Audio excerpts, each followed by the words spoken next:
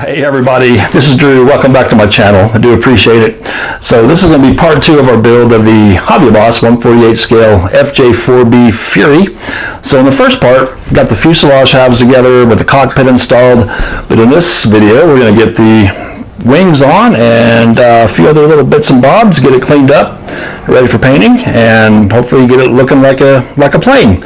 So stick around to the end. I'll show you how I assembled everything to get to this point, and I'll have a few other thoughts about the kit so far, and I hope you see at the end. And if you enjoyed my video, please consider subscribing if you haven't already.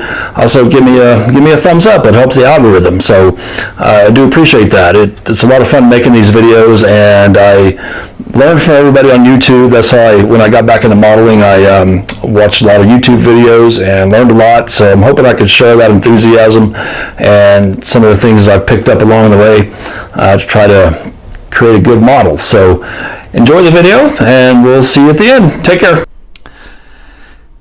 Okay everybody, welcome back. So where we left off in my last video, part 1 of this build, and if you haven't seen it yet, you need to watch it, okay? So you know what I'm talking about. So, and there'll be a link in the description and in the comments, so check on that. And anyway, so we got step 1, step 2 built, and I've got the cockpit installed, okay? You can see that. I also, flush it off, I also packed it full of weights.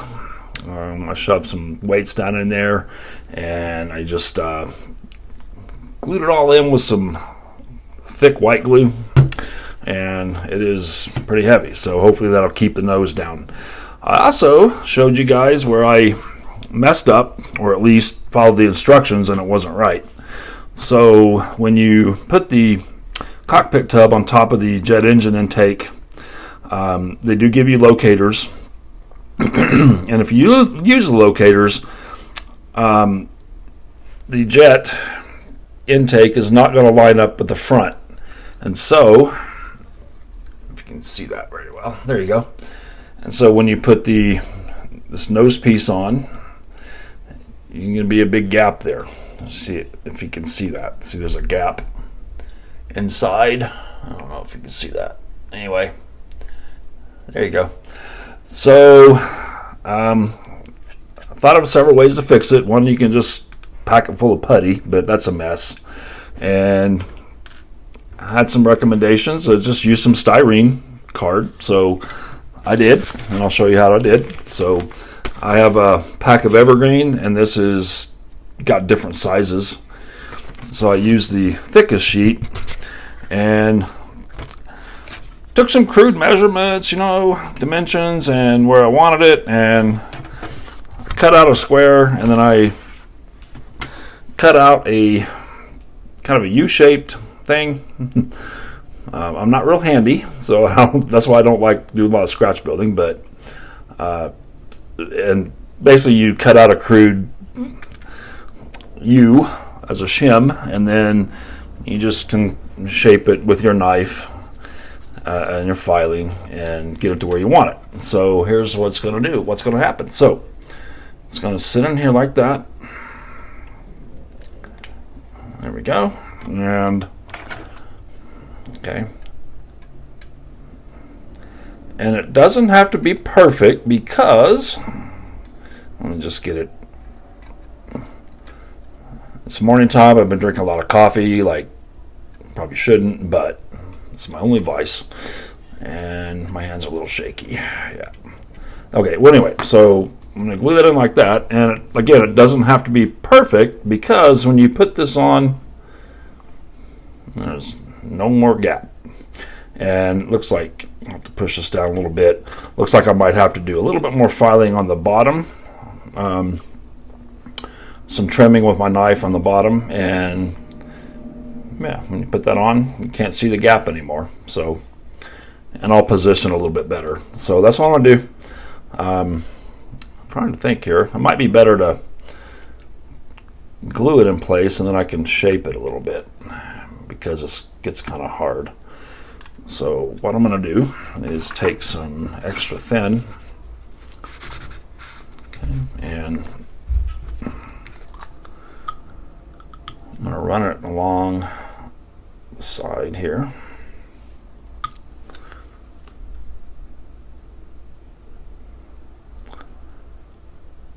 And then I'm just going to position it a little bit better, closer to the front. There we go.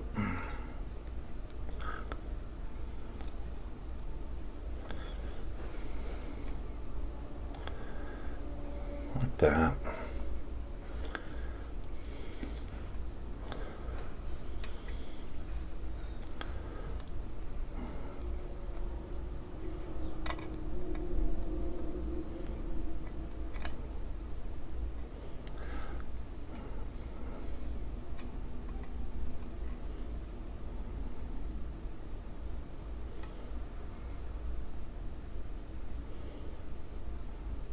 Get this one to come up a little bit better. There we go, like that. Okay. All right. So once that dries, I'll have to maybe shape it a little bit better. Let me see.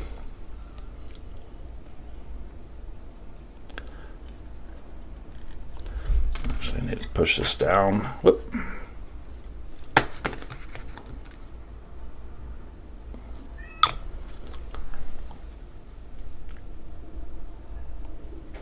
Like that.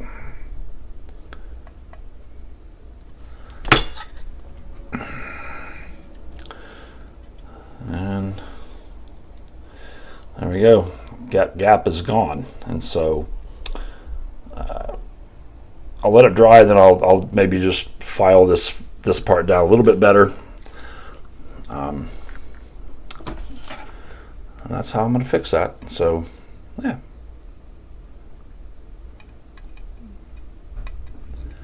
Only I can get this to stay right there.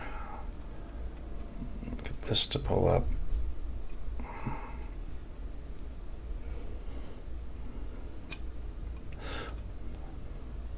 All right, darn near perfect, right? Okay, so I'll let that dry, and then I'll do some more shaping on it, or at least file this part, but once it's dry. So I'm gonna make sure I get a good bond. So I'm just gonna kind of flood it all with extra thin, which, like that. Perfect. Okay. Okay, so now I can move on with the wing assembly and putting all these parts in. So it gives you the option of folding the wings. I don't know yet. Here's the wings, bottom half anyway. You can cut it and fold them up. I don't know. I'm kind of afraid I'll screw it up. But I kind of like it. I kind of like them with the wings out. Let me think about that. Okay.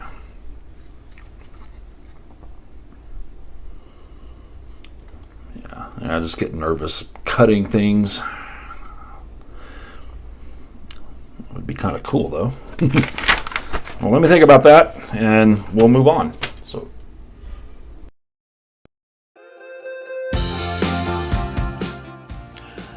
I'm going to turn my attention now to the wings. So each of the top halves glued to the bottom part, which is all one piece. And it did do a little cleanup.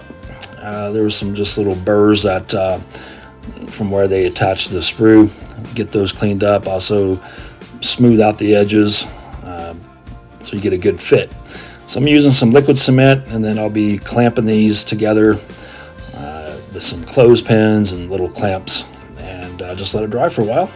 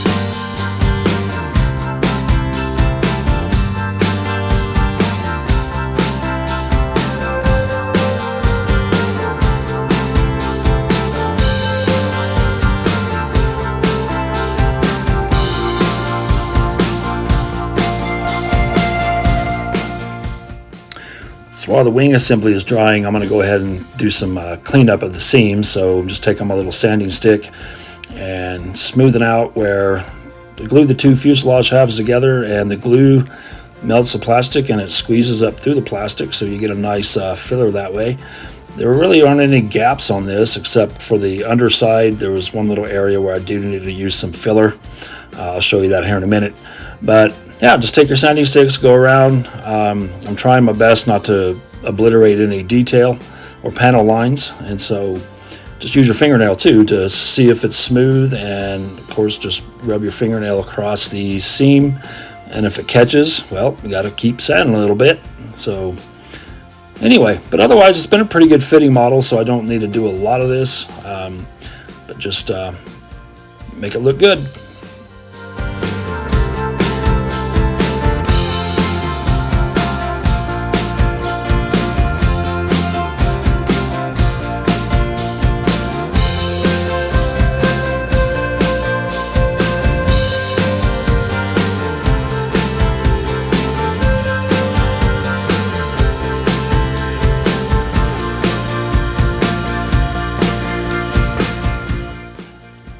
And once you're done sanding, you can take this, I don't know, it was 8-sided polishing stick, and just go around and shine up the plastic and get all the scratches out.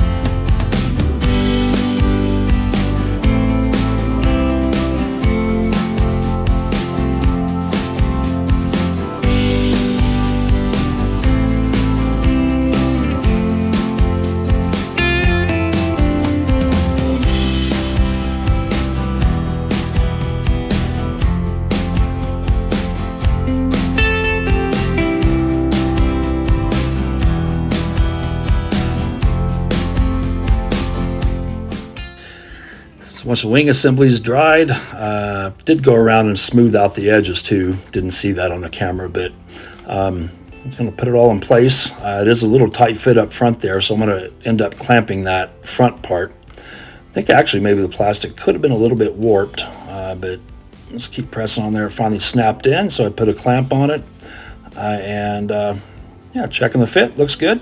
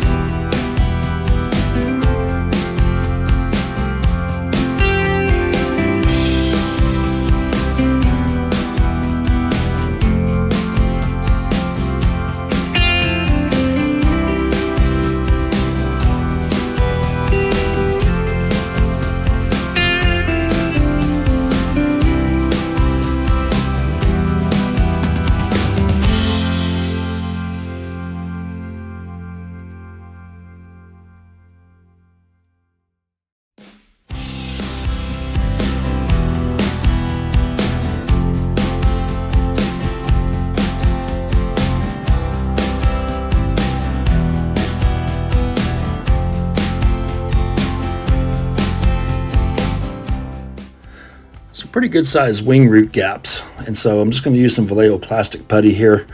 Just squeeze a bunch in there, and then you just take a wet Q-tip and you smooth it out.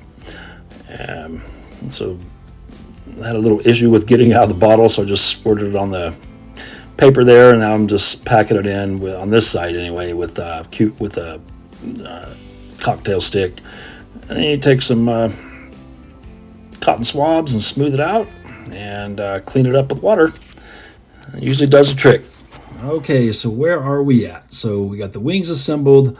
I took care of the wing root gaps with some Vallejo putty, and you just put it in there and take your wet Q-tip and smooth it out, let it dry. So I got those taken care of. Got the horizontal stabs on. I put the engine exhaust assembly on, and then same thing with the nose. I did have to add a little bit of Vallejo putty inside to fill up a tiny little gap. So I just put some in there, smooth it out with water, let it dry, and I think it looks okay.